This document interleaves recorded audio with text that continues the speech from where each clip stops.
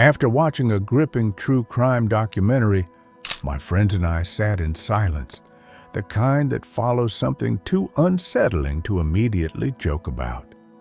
Then, as always, someone broke the stillness.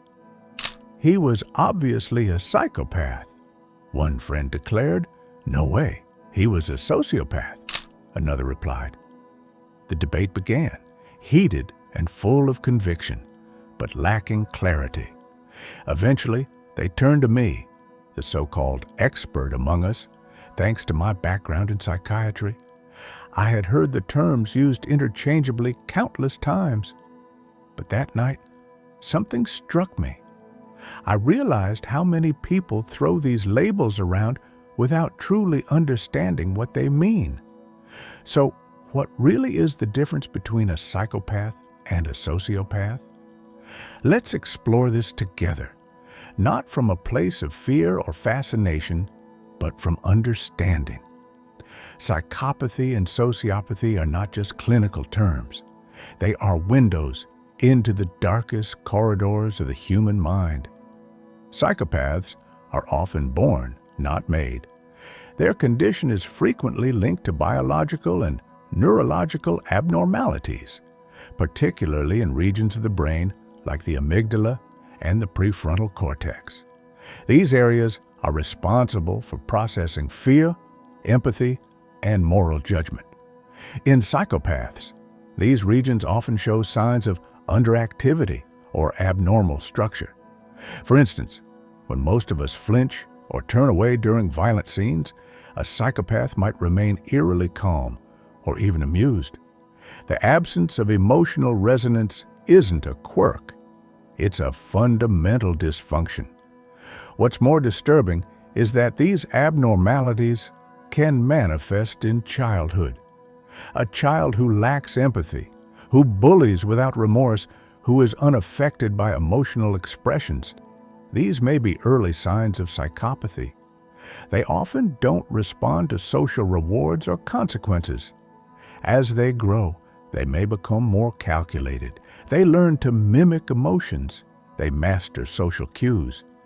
But behind that mask of charm, there is no true connection. Relationships are not bonds. They are tools. Manipulation isn't a tactic. It's a way of being. And the reward? It's not love. It's control. This craving for dominance is chemically driven.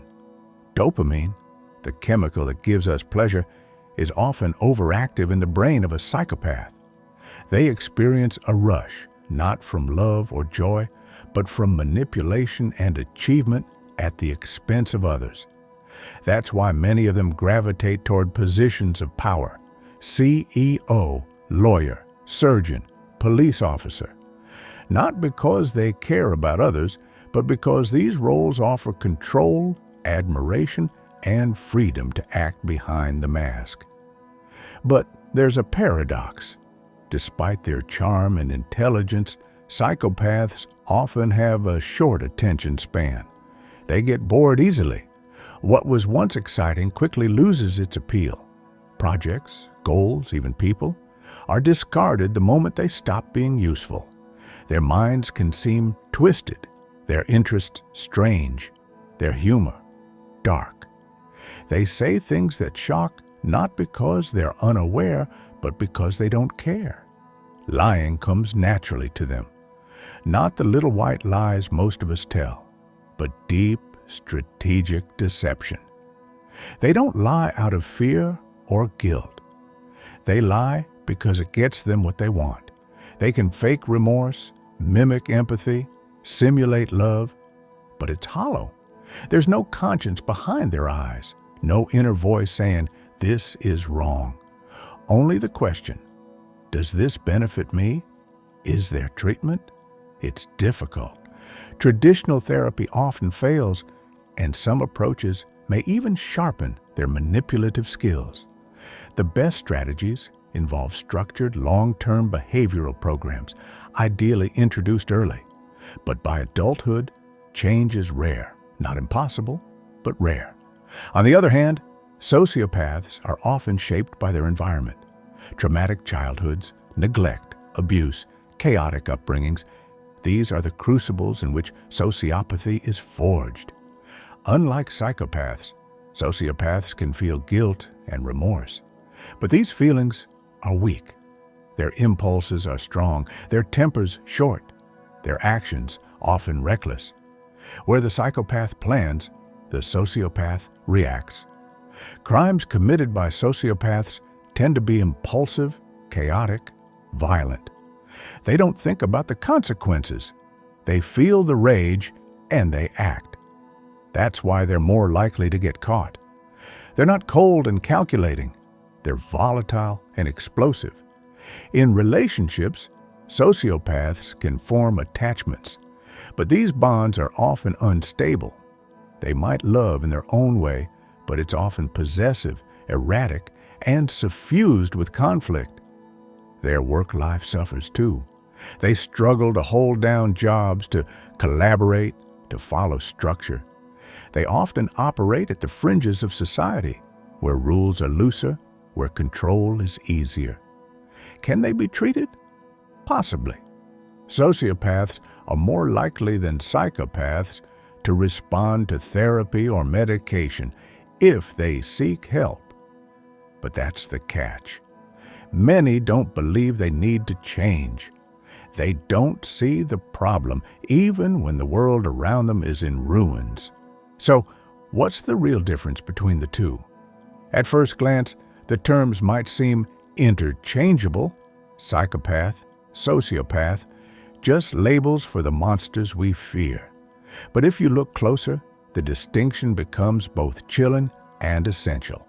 One is born, the other shaped. One emerges from the womb with a void where empathy should live.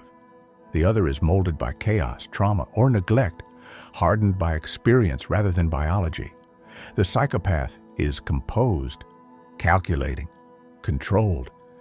There is a disturbing calmness to his presence, a stillness that conceals a predatory mind. He studies people, mirrors emotions he does not feel, wears charm like a tailored suit. You won't see his rage. You won't see anything until it's too late. He is ice beneath the surface, silent, precise, and devastating. The sociopath, on the other hand, is fire. He erupts. He breaks things, rules, relationships, bones. He is impulsive, volatile, and often driven by bursts of emotion he cannot regulate. Where the psychopath wears a mask so perfect it fools everyone, the sociopath barely tries to hide. His chaos is visible, loud, and raw, and yet the lines can blur. In childhood, both may be dismissed with words like rebellious, disruptive, or difficult. Their true nature hides behind bad grades and broken toys, behind fights in schoolyards and quiet defiance at home.